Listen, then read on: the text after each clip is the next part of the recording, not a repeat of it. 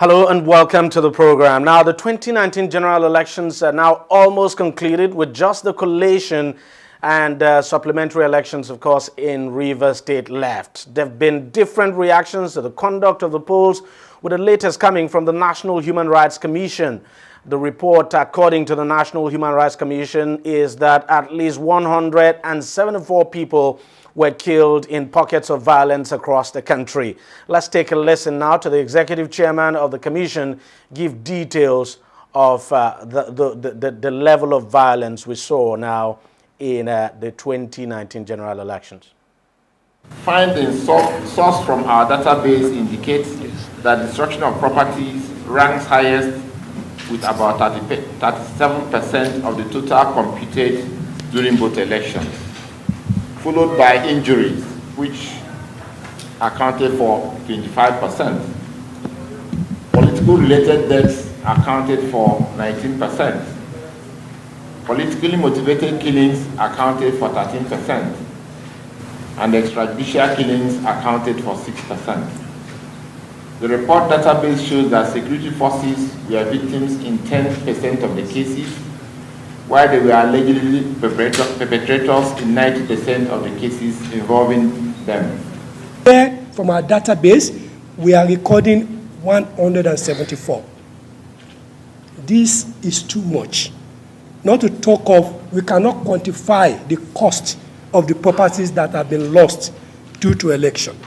All right, joining me now to talk more about this is Achike Chude, who is a political analyst. Achike, thank you very much for coming on the program. You had the executive chairman of the National Human Rights Commission there, and then we saw, of course, the executive secretary saying it's too much. What do you make of the fact that in the past election it appears, especially with the governorship, the level of desperation we saw just too much? Yeah, it simply tells you that there is a serious rise in the temperament of the and of course we have some groups that have tallies that are actually higher than what. Oh yes, I'm aware, for instance, that the Situation Room had a higher figure than what is coming out of the National Human Rights Commission. But either way, whether the difference is 10 or 15 or 20 is absolutely irrelevant, because I think it was the late Delegua that said that any life lost in an act of violence is as gruesome as a million lives lost in a pogrom.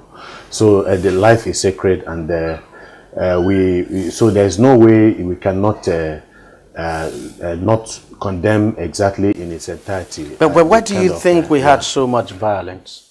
That's what I was trying to say, that it would appear that the temperament of the political elites has gone up seriously. We were thinking that they were beginning to be more matured in the way they look at governance. Obviously, if you look at what happened, for instance, from 1999 to 2003, 2007, we were having more politically motivated assassinations and killings.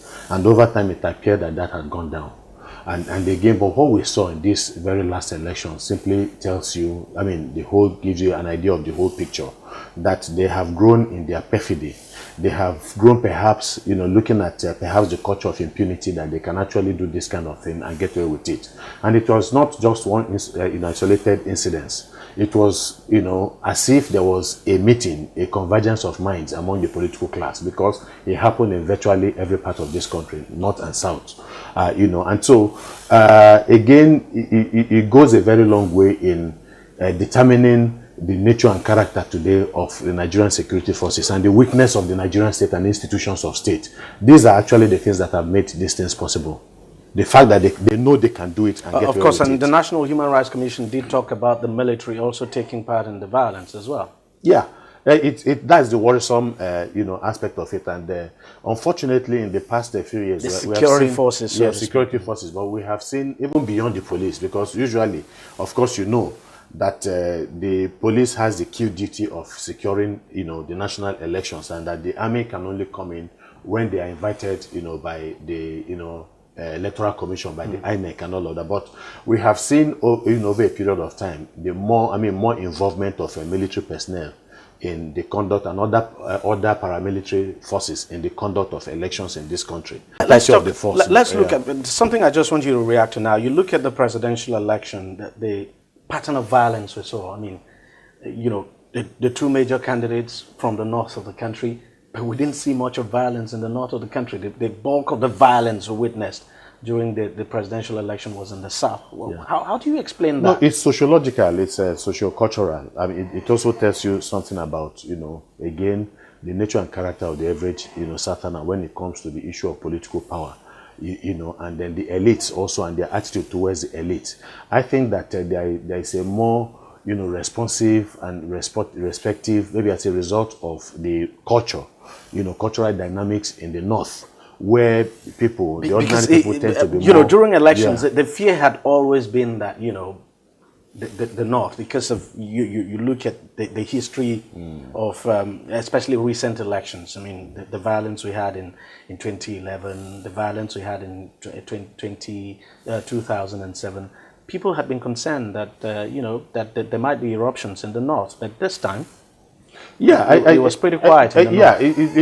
the North always has the edge in terms of how elections are conducted. I mean, this is what we've seen. It's a pattern that we have seen, and just like you have rightly said, you would always tend to see more volatility in the south, whether it's the southeast or the southwest, and all of that. But again, that might, like I said, might have to do with the temperament of the Especially people in the south, and the culture, of the people. You have a situation, for instance, where the people in the south tend to have a more aggressive posture when it comes to political power. They tend to be more demanding and questioning of the political office and the dynamics surrounding it.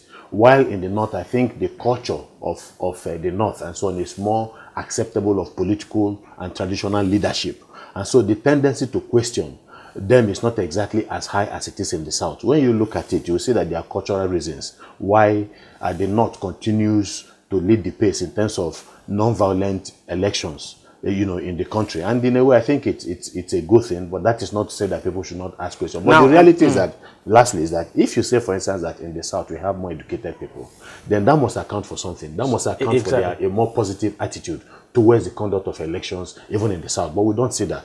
Actually, thank you very much for coming on the program. It's always a pleasure. We just Thank have to you. leave it there. Well, we'll take a short break and we'll be right back.